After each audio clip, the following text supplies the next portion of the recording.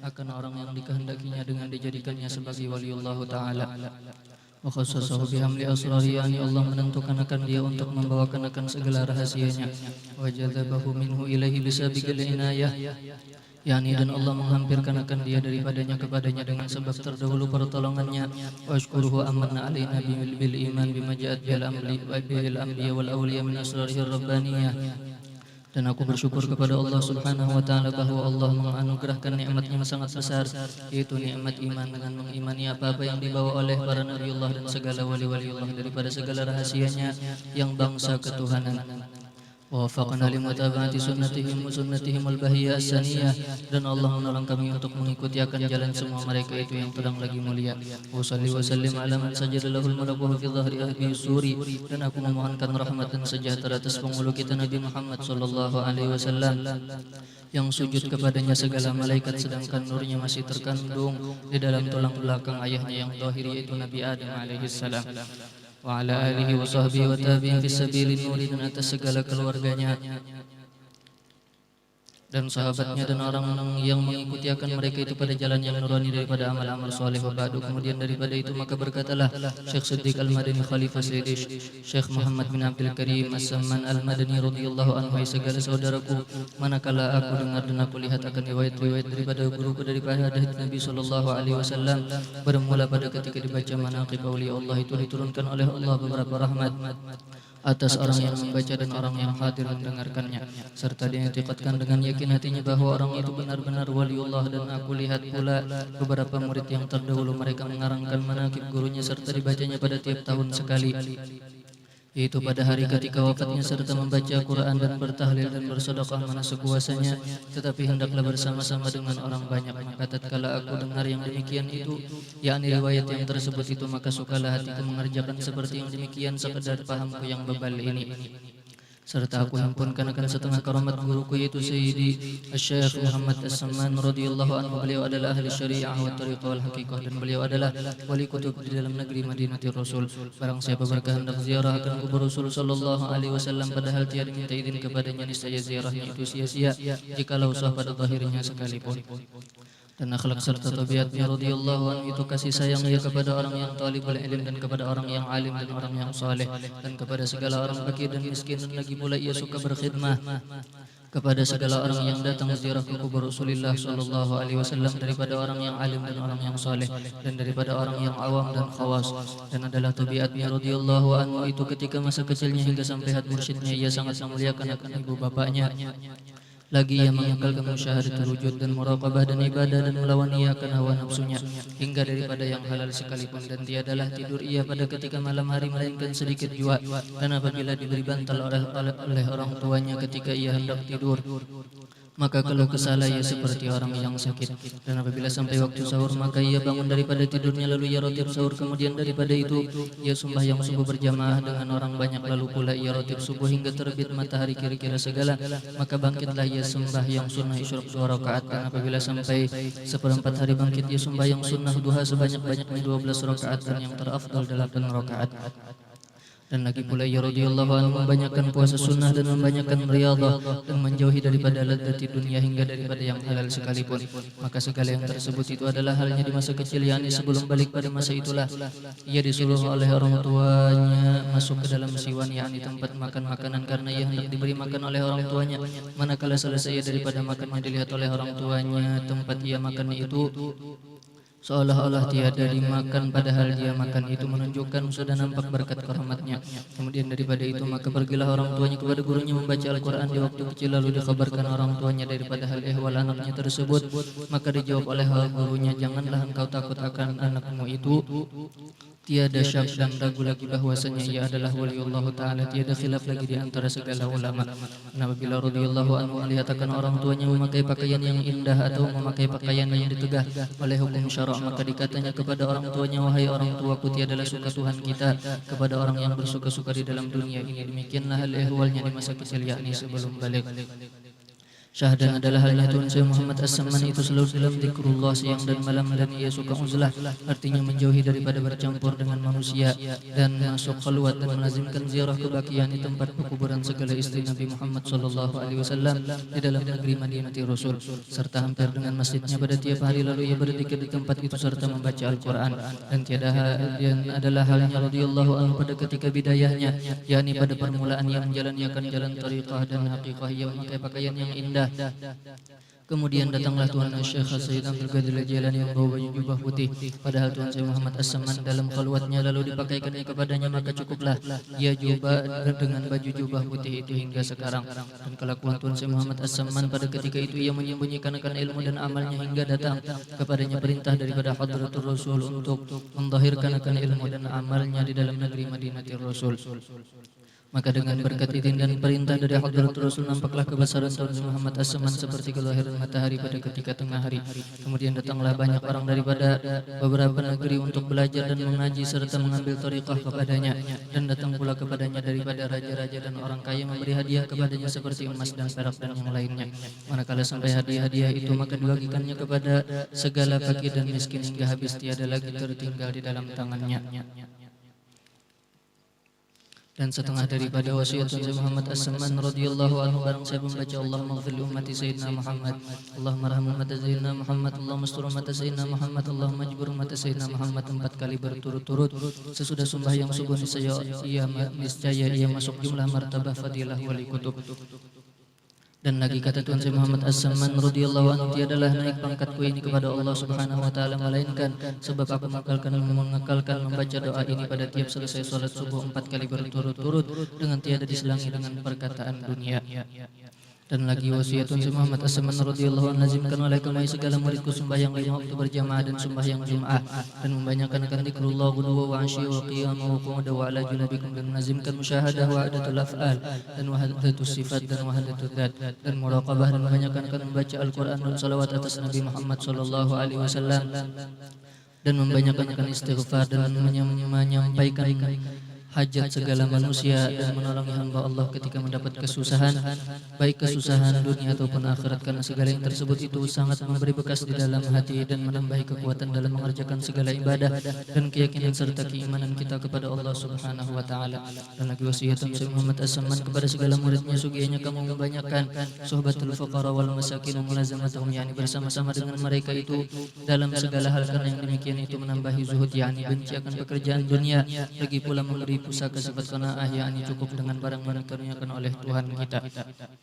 Dan setengah daripada perkataan Tuan Muhammad As-Samman radhiyallahu anhu, barang siapa mengambil tariqah kepadaku serta diamalkan, niscaya ia mendapatkan rasa majlis dalam dunia ini. Diambil oleh Allah akalnya yang basyariyah diganti dengan akal yang bangsa robbani, yakni diambil oleh Allah akan rasa punya wujud dan sifat dan afal diganti dengan rasa asal mahat, yakni adam semata-mata, yakni tidak punya wujud dan sifat dan afal, melainkan hanya Allah yang bersifat wujud hakiki. Jikalau tiada didapatnya rasa majlis itu pada awal umurnya, niscaya akan didapatnya pada akhir umurnya, sekalipun waktu hendak sakaratil maut. Lagi pula diluaskan oleh Allah akan rezekinya yang halal dan dengan nampak dan mujarab. Dan setengah daripada perkataan Tuan Syekh Muhammad As-Samman adalah perkataanku ini seperti perkataan Tuan Sayyid Abdul Qadir Al-Jilani, barang siapa menyurahkan laku ya Samman 3 kali ketika mendapat kesusahan dunia ataupun kesusahan akhirat, saya hadirlah aku serta aku tolongi akan dia. Dan setengah daripada perkataan Tuan Muhammad As-Samman, alhamdulillah aku dijadikan Allah Subhanahu wa taala sebagai waliullah selagi aku masih di dalam perut ibuku serta aku dipeliharakannya. Syahadan adalah halnya Tuan Muhammad As-Samman itu ketika dia mengkabarkan beberapa nikmat yang diberikan Allah Subhanahu wa taala kepadanya, dan karena mengikut kita Nabi Muhammad sallallahu alaihi wasallam tatkala mendapat nikmat dari karena menjunjung firman Allah Subhanahu wa taala dalam Al-Qur'an, wa amma bi ni'mati rabbika fahaddits, artinya kabarkan olehmu ya Muhammad dengan nikmat Tuhanmu yang diberikan kepadamu. Syahadan adalah yang tersebut dalam mukhtasar ini setengah daripada karamatnya, dan jikalau engkau hendak mengetahui segala karamatnya yang lain daripada ini, maka lihatlah dalam manaqib yang besar dari karena karamat Tuan Muhammad As-Samman itu tiada terhingga banyaknya, tetapi aku sebutkan dalam mukhtasar ini hanya sebagian daripada karamatnya supaya senang bagi orang yang mendengarnya, lagi pula supaya turun rahmat atas orang yang membaca dan orang yang hadir mendengarkannya, sebagaimana yang disebutkan dalam athar inda dzikril auliya tanzilur rahmat, artinya ketika dibaca hikayat karamat aulia Allah diturunkan oleh Allah beberapa rahmat atas orang yang membaca dan orang yang hadir mendengarkannya.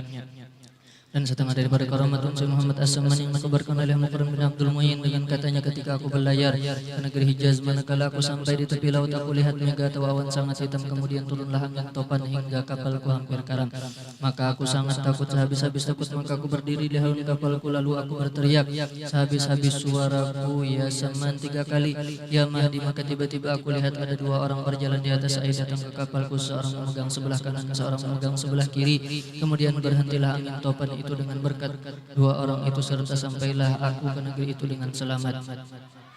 Setengah daripada karamatun Syekh Muhammad As-Samman itu yang dikhabarkan oleh seorang laki-laki yang soleh lagi zahid, Maulana Syekh Idris At-Takali, ketika aku berlayar dari negeri Suez untuk pergi ke haji ke Baitullah Al-Haram dan ziarah makam Rasulullah sallallahu alaihi wasallam, dengan melalui laut tiba-tiba kapalku terdampar di atas karang hampir pecah. Maka aku sholat 3 kali, ya Samman. Maka dengan berkat karamatun Syekh Muhammad As-Samman turunlah kapalku dari karang itu, padahal tiada seorang pun yang mengetahui yang demikian itu. Maka aku mengucap alhamdulillah.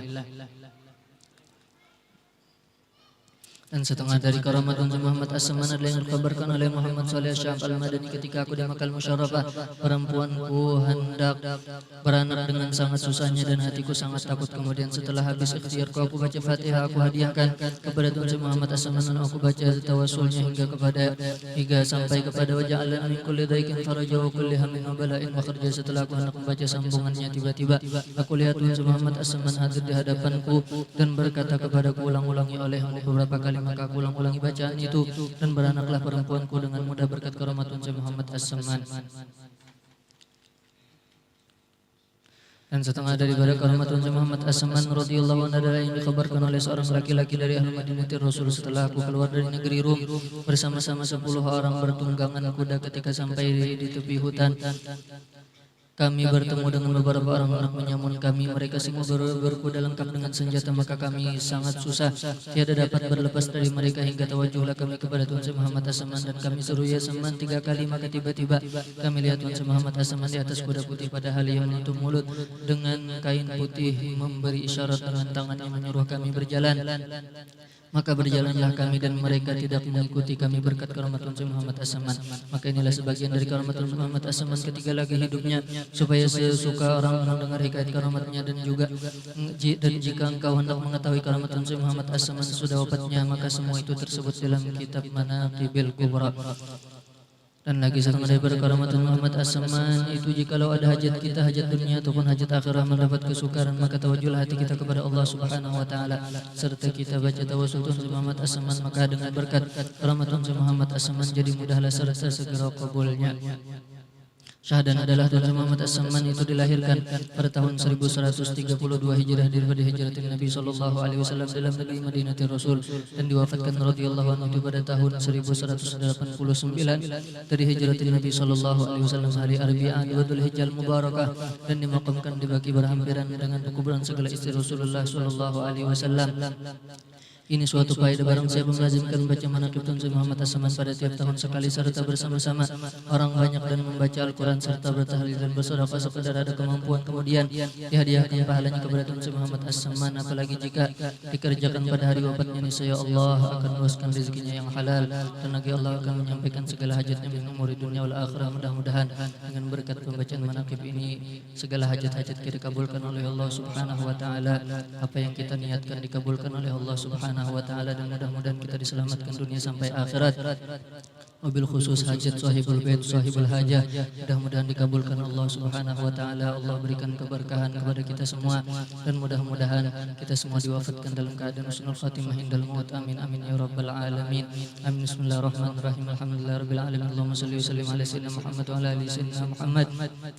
Allahumma inna natawassalu biman yatawassalu ilayka wa bi alihi wa ashabihi dhakirin alayka biman tuliyat fi hadhil mahalli atharuh wa la ta'ala al-hadirin shumusuhu akmaru an tuwaffiquna fil aqwali wal af'al li khulusin niyat wa tubaddil sayyi'at bil hasanat wa taghzir bi baridi afrika darana nufusina wa tunawwir bi mishkati ma'rifatik hana disaburu bina wa tuhaffana bi altafika al-khafiyah inda nuzul hadhihi al-ladzat.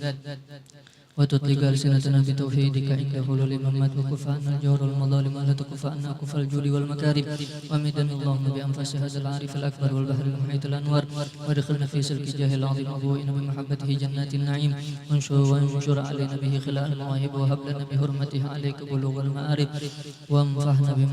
بنفحة ذكرك وذكره الجميل وعرضنا لحشر أوائهنا مع الكمال في كل أصر وجيل واغفر اللهم لمن أسس هذا المكان السعيد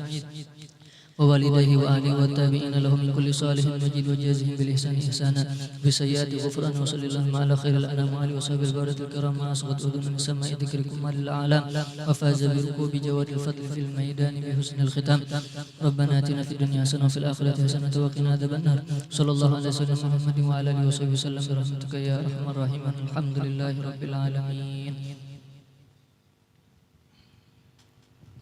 أستغفر الله العظيم لي ولوالدي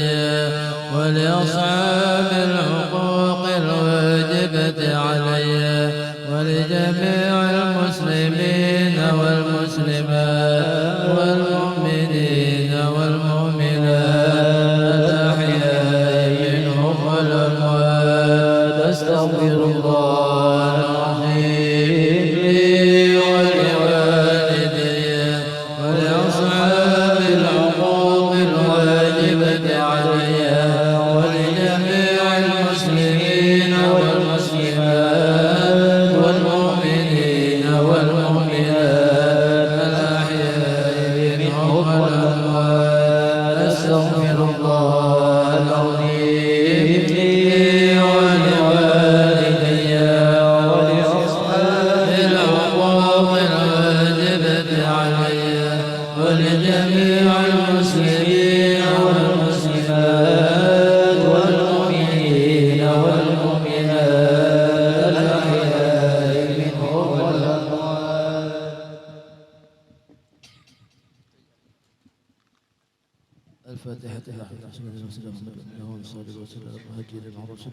ثم يدار المهاجر الله عند الانسان سنه تقوم قدام محمد بن علي وعلى رسول الله صلى الله عليه وسلم العزيز العظيميات ووالدنا واجبا وتمامه المسلمين اجمعين على حضره النبي صلى الله عليه وسلم. الفاتحه.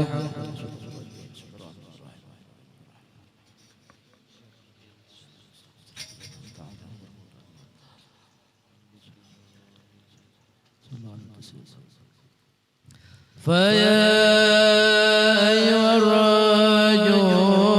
منه شفاعة صلوا عليه وسلموا تسليما. اللهم صل وسلم وبارك عليه وعلى آله. يا أيها المشتاقون إلى رؤية جماله صلوا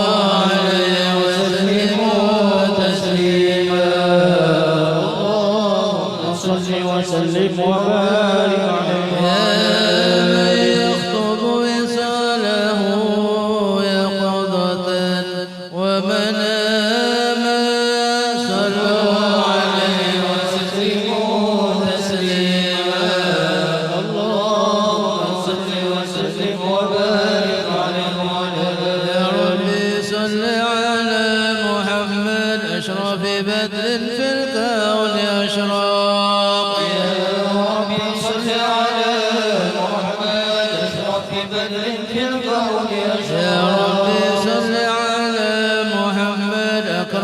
داع يدعو إلى الحق. يا رب صل على محمد أكرم داع يدعو إلى الحق. يا رب صل على محمد المصطفى الصادق المصدق. يا رب صل على محمد المصطفى الصادق المصدق. يا رب صل على محمد أهل الورى وأصداق. يا رب صل على محمد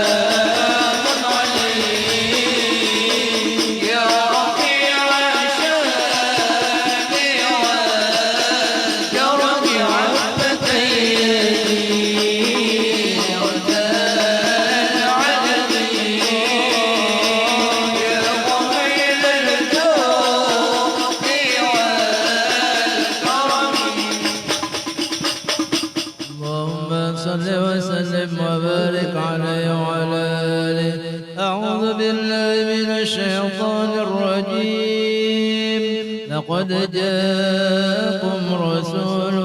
من أنفسكم عزيز عليه ما عنتم حريص عليكم بالمؤمنين رؤوف رحيم فإن تولوا فقل حسبي الله لا إله إلا هو عليه توكلت وهو رب العرش العظيم إن الله وملائكته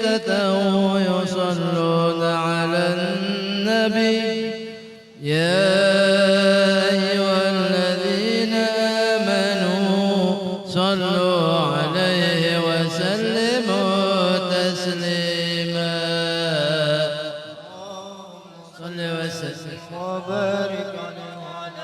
بسم الله الرحمن الرحيم الحمد لله الذي قد وجد من نوره نورا به عم الهدى سبق العوالم في الوجود بأسرها فالكل منه في الحقيقة مبتدا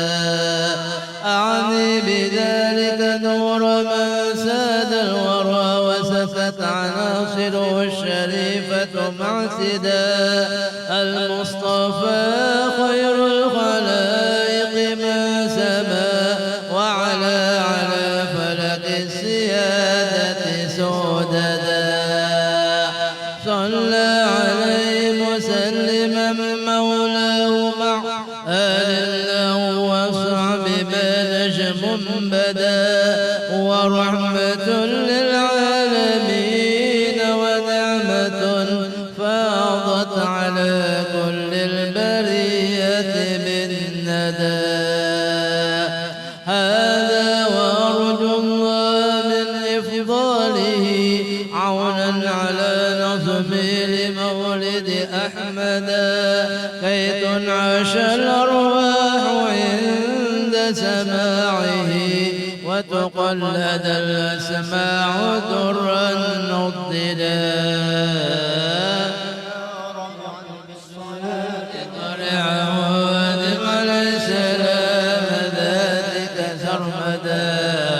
اللهم صل وسلم وبارك اعلم بأن الله قدر سابقا تكوينه هذا الجناب المفردا إذا قال جل لقبضة من نوره كوني بقدرتنا الحبيب محمدا فهو الحبيب المجتبى قدما كما قد صح هذا بالدليل وأسندا وعليه في الأزل النبوة أفرغت ولنا به المولى المعظم أسعدا وبوجه آدم لاح هذا النور إذ خرت ملائكة المهيمن سجدا ولسائر الأصلاب منه منقل حتى استقر بوالديه ووبدا وحمى الإله من السفاح أصوله وعلوا به شرفا أثيلا أمجدا ولوالديه الرب قد أحيا كما قد جاء في الحديث وأيدا قد آمنا حقا به فاستوجبا كل النجاة وبالجنان تخلدا فهما يقينا ناجيان ومن يقل بخلافنا ضل السبيل وأبعدا وكذا جميع أصوله مأواهم دار النعيم كما رواه من اهتدى يا رب عدل بالصلاة ضرعه وذكر السلام ذاتك سرمدا اللهم صل وسلم وبارك عليه وعلى آله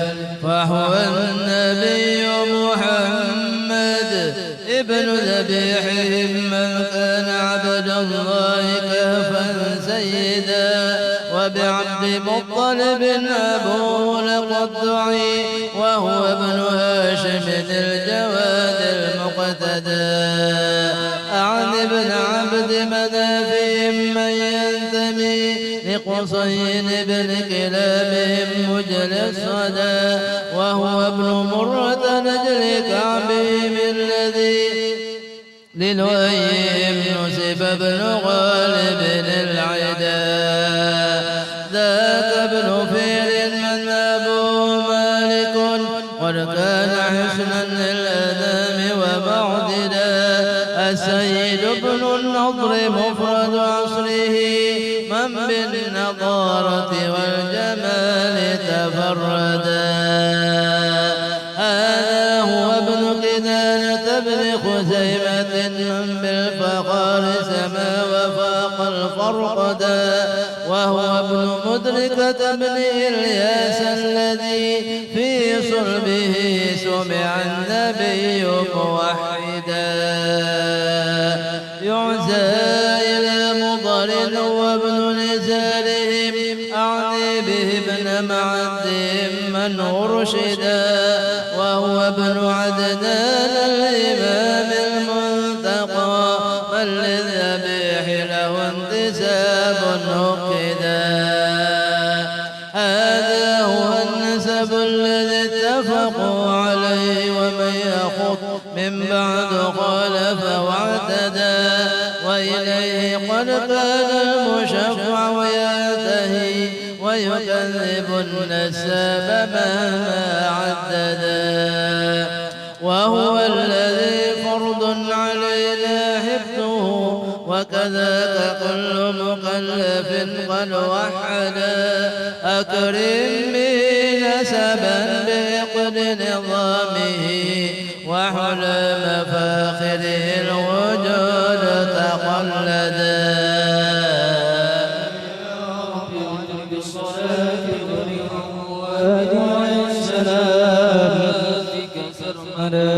اللهم صل وسلم وبارك عليه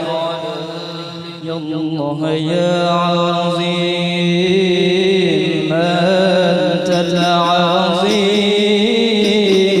قد همنا هم عظيم وكل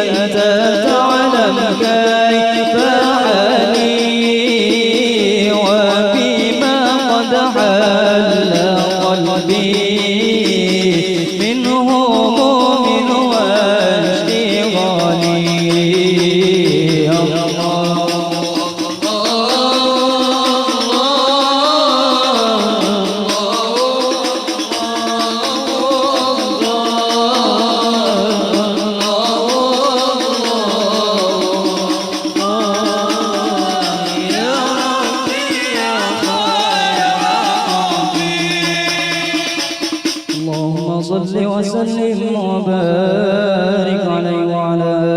آله من حمله لما مضى شهران قد وافى المنون أبا النبي الأجودا وبالطيبة قد كان ذلك مذ أتى أخوله من أرض شاب مسعدا وأقام فيها عندهم متوجعا شهرا سقيما صابرا متجلدا وضريحه قد أشرقت أنواره من زاره نال المنى والمقصدا ولدى تمام الحمل 9 أشهر عانت ولادة من أتانا مرشدا وتأرجت أرجاء هذا الكون من نفحاته وبدا الحبور مجددا وتنفست أنوار صرع طلوعه حتى ولا ليل الضلال مبددا ولأمه في الطلق جاءت مريم وكذاك آسية التي منحت هدى وأتى من الفردوس عور معهما ليكون تأنيسا لها وتوددا فهناك قد جاء المخاض فأبرزت شمس الهدى خير الأنام الأوحدا صلى الله على محمد صلى الله عليه صلى الله على محمد صلى الله عليه وسلم صلى الله على محمد يا ربي صل وسلم النبي يا من حضر يا من حضر النبي زين البشر زين البشر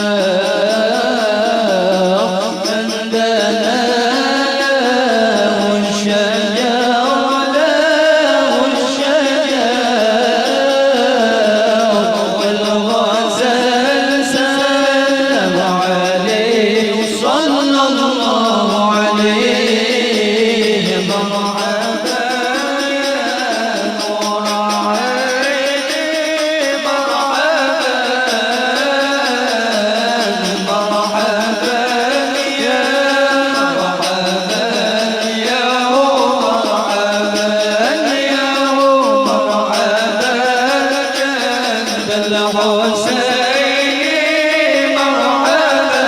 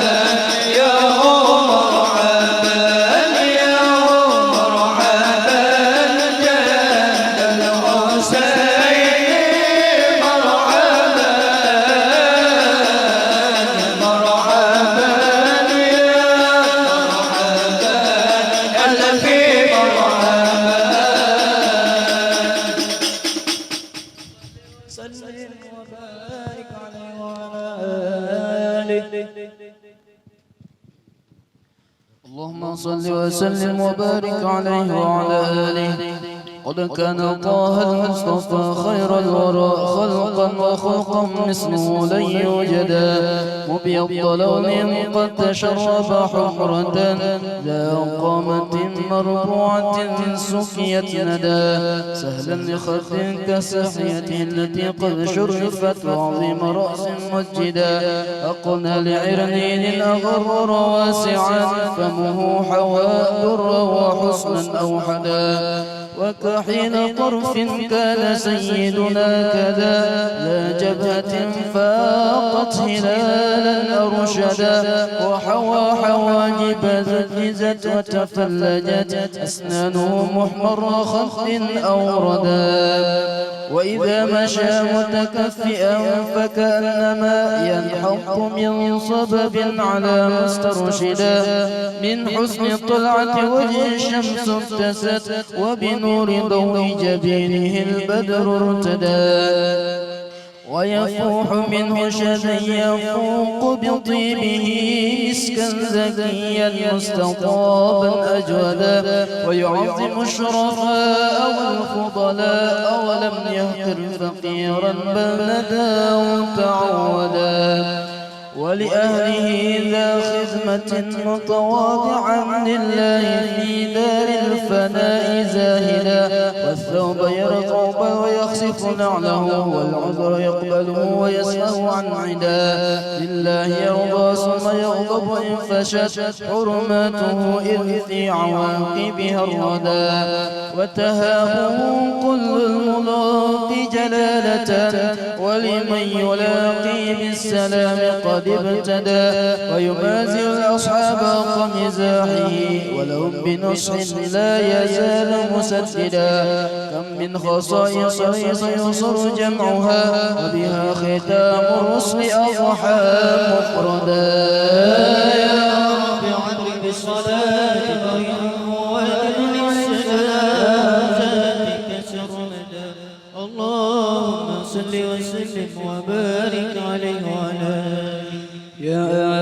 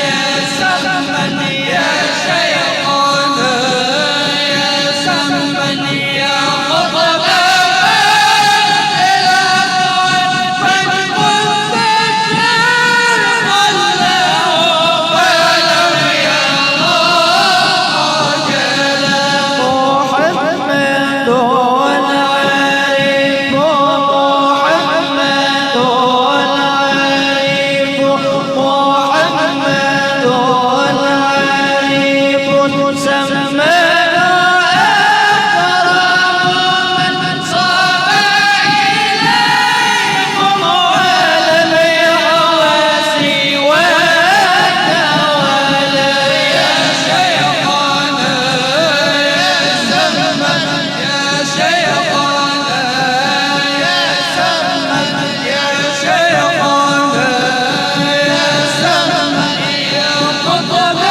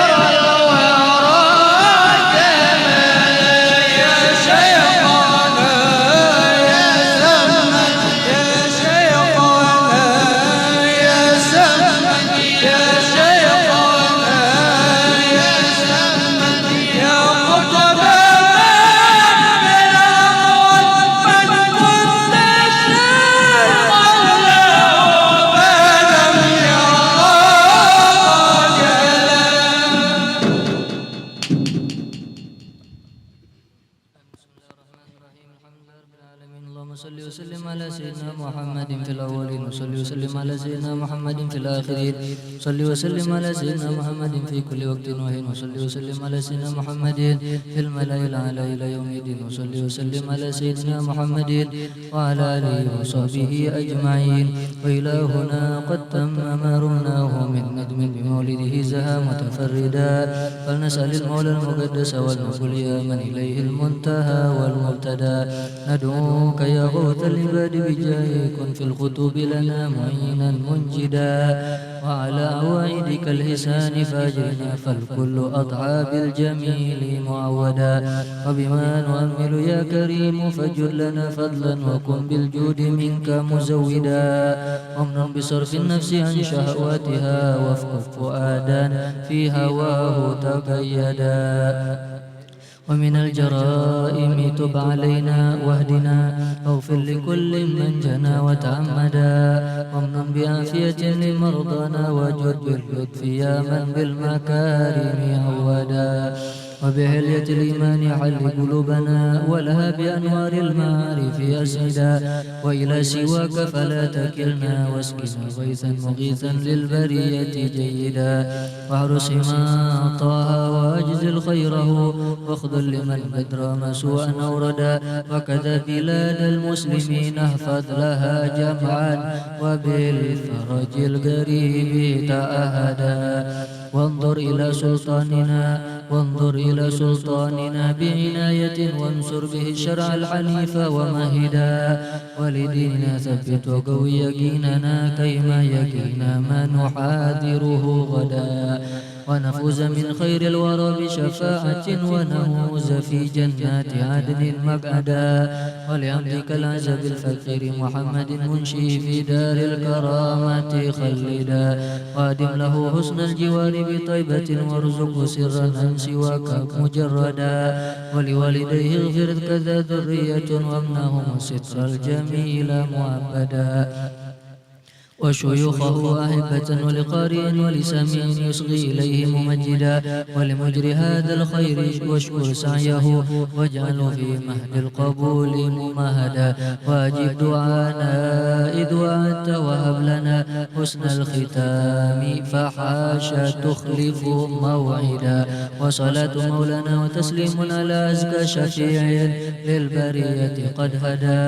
والآل والأصحاب ما هبت صبا فمال الحسن الرتيب الأمردا بفضل سبحان ربك رب العزة عما يصفون وسلام على المرسلين والحمد لله رب العالمين بسر الفاتحة.